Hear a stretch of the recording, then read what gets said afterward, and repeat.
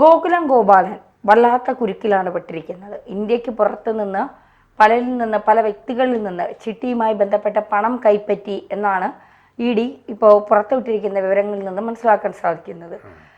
ഇസ്ലാമിക ഹവാല ഇടപാടുകളുമായി ബന്ധപ്പെട്ട പണങ്ങളും വാങ്ങിയിട്ടുണ്ട് എന്നുള്ള വിവരങ്ങളും പുറത്തു വരുന്നുണ്ട്. അത് എത്രത്തോളം ശരിയാണ് എന്നൊന്നും അറിയില്ല. സത്യത്തിൽ എമ്പുരാനെ തൊട്ടതാണോ, അല്ലെങ്കിൽ കുറേ നാളുകളായി ഗോകുലം ഗോപാലൻ EDയുടെ നിരീക്ഷണത്തിലാണോ?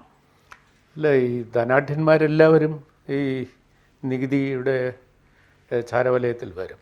അപ്പോൾ കാരണമെന്ന് പറഞ്ഞാൽ അവരുടെ അനധികൃത സമ്പാദ്യം പരിശോധിക്കും. ഈ വലിയ ധനവാന്മാർ പെട്ടെന്ന് സിനിമ എടുക്കാനായിട്ട് ഇറങ്ങുമ്പോൾ അതിനകത്തൊരു ദുരുദ്ദേശം പലരും സംശയിക്കണം. കാരണം ഇവരൊന്നും ബേസിക്കലി കലാകാരന്മാരല്ല. ധന ഉൽപ്പാദനത്തിലുള്ള ശ്രദ്ധ മാത്രമാണ് അവരുടെ. അതിന് സിനിമ എന്ന എൻ്റർടൈൻമെൻറ്റ് ഇൻഡസ്ട്രി ഒരു മേഖലയായി കാണുകയാണ്. അപ്പോൾ അല്ലാതെ സിനിമ എന്ന കലയെയോ കലാകാരന്മാരെയോ വളർത്തുന്നതിനും സാമൂഹ്യ പ്രതിബദ്ധത സൂക്ഷിക്കുന്നതിനുമല്ല. അപ്പോൾ അതൊരു തരത്തിലുള്ള ബിസിനസ്സാണ്. പലതരം ബിസിനസ് അതിനകത്തുണ്ട്. മലയാള സിനിമയിലെ ബോംബെ അധോലോകം ഒരു കാലത്ത് ബോളിവുഡിനെ നിയന്ത്രിച്ചതുപോലെ കുറച്ച് കാലമായിട്ട് കേരളത്തിലെ സിനിമ മണ്ഡലം സാമൂഹ്യ വിരുദ്ധരുടെ നിയന്ത്രണത്തിലാണ്. അധോലോകങ്ങൾ നിയന്ത്രിക്കുന്ന ആശയങ്ങളും അധോലോകത്തുള്ളവരുടെ ബ്ലാക്ക് വൈറ്റ് ബിസിനസ്സും ഒക്കെ നമ്മുടെ സിനിമയിൽ വന്ന് മറിയുന്നുണ്ടായിരുന്നു. അപ്പോൾ അതിലെല്ലാം ഈ താരങ്ങൾക്ക് കൊടുക്കുന്ന പ്രതിഫലം, സിനിമയുടെ നിർമ്മാണത്തിലെയും വരുമാനത്തിലെയും ഉള്ള കള്ളക്കണക്കുകൾ കൊണ്ട്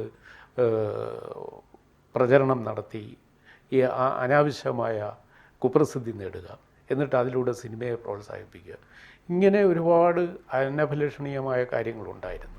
അപ്പോൾ ഇതിൻ്റെ ഫലമായിട്ട് നല്ല സിനിമയുടെ പ്രണേതാക്കൾ പലരും ഈ സിനിമാ രംഗത്ത് വരാൻ തന്നെ അറച്ചു നിൽക്കുന്ന ഒരു ദുസ്ഥിതിയുമുണ്ട്. അപ്പോൾ സത്യത്തിൽ ഈ പുത്തൻ പണക്കാരുടെയും അവിഹിത ധനസമ്പാദന താല്പര്യമുള്ളവരുടെയും ഒക്കെ ഒരു വ്യാപാര മേഖലയായി സിനിമ അധപ്പതിച്ചു. അപ്പോൾ അവിടെ കള്ളും കഞ്ചാവും പെണ്ണും പിന്നെ കള്ളപ്പണവും കിടന്ന് കളിക്കുന്ന ഒരു മേഖലയായി സിനിമ മാറി.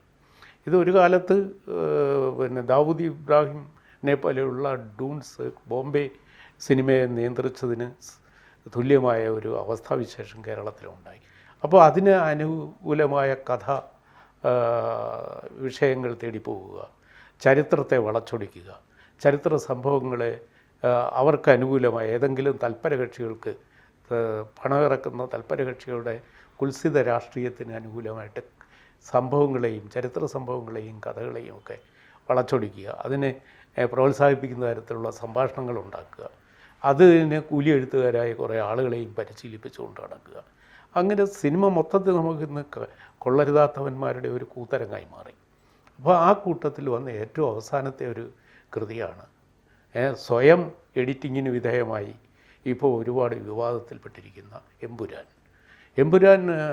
സമീപകാല ചരിത്രത്തിലെ ചില സംഭവങ്ങളെ എടുത്തിട്ട് സിനിമയാക്കാനുള്ള ഒരു ശ്രമമാണെന്നാണ് അവർ അവകാശപ്പെട്ടത്. പക്ഷേ അതിൻ്റെ കണ്ടൻറ്റ് വന്നപ്പോൾ അത് സമീപകാല സംഭവങ്ങളെയൊക്കെ അതിൽ പ്രവർത്തിക്കുന്നവരുടെ താല്പര്യത്തിനനുസരിച്ച് വളച്ചൊടിച്ച് ചരിത്രത്തെ നിഗണിക്കുന്നത് പോലെയാണ് അനുഭവപ്പെട്ടത്.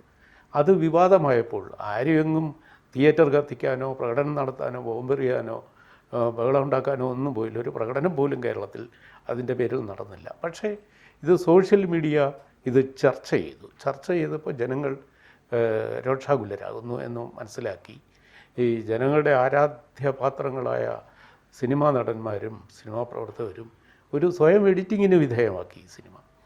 സ്വയം എഡിറ്റിങ്ങിന് വിധേയമാക്കി എന്ന് മാത്രമല്ല, ഈ സിനിമയുടെ പിന്നിലെ കള്ളക്കളികളും സാമ്പത്തിക ക്രമക്കേടുകളും ഒക്കെ അന്വേഷിക്കുവാനും തുടങ്ങി.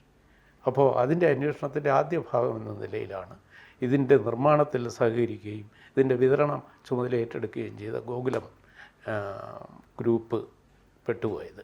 അപ്പോൾ ഗോകുലം ഗ്രൂപ്പിൻ്റെ ചെന്നൈയിലെയും കേരളത്തിലെയും ഓഫീസുകളും ഗോപാലനുമായിട്ട് ബന്ധപ്പെട്ട സ്ഥാപനങ്ങളുമൊക്കെ കഴിഞ്ഞ ദിവസം റെയ്ഡ് ചെയ്യാനിടയായി. റെയ്ഡിൽ കണ്ടുപിടിക്കപ്പെട്ട കുറച്ച് കറൻസികളുണ്ട്.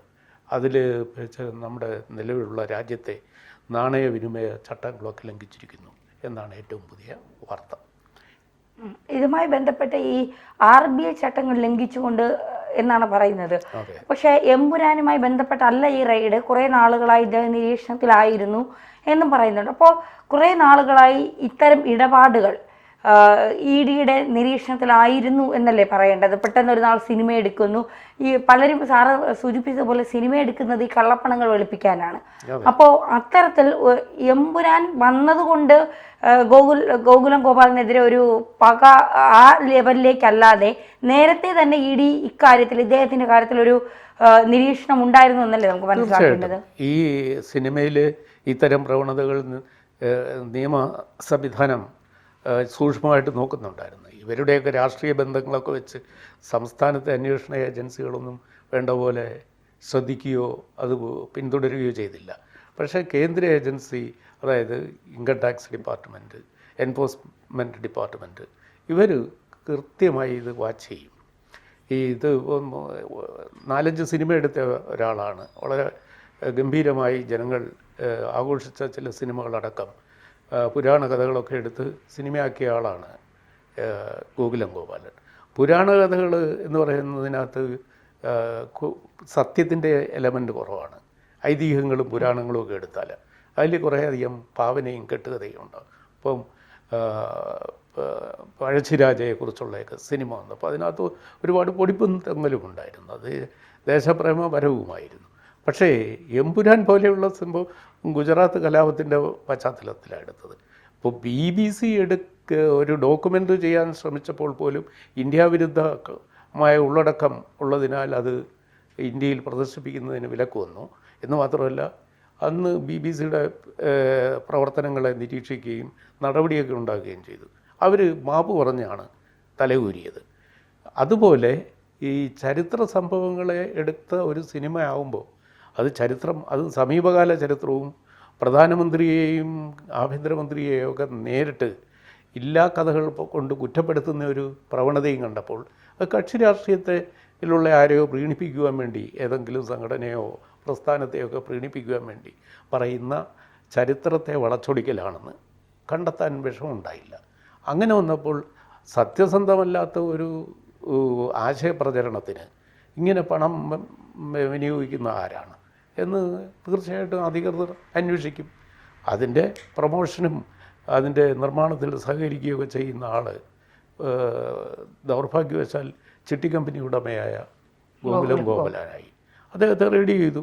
അപ്പോൾ അദ്ദേഹത്തിൻ്റെ സങ്കേതങ്ങളിൽ നിന്ന് കണ്ടെത്തിയത് ഈ സിനിമയുമായി മാത്രം ബന്ധപ്പെട്ട കാര്യമാവില്ല, മുന്നിടപാടുകളെല്ലാം നോക്കി. അപ്പോൾ അത് ക്ലിയർ കട്ടായ നിയമലംഘനങ്ങൾ കണ്ടെത്താൻ കഴിഞ്ഞു. അതാണ് ഇപ്പോഴത്തെ വാർത്ത.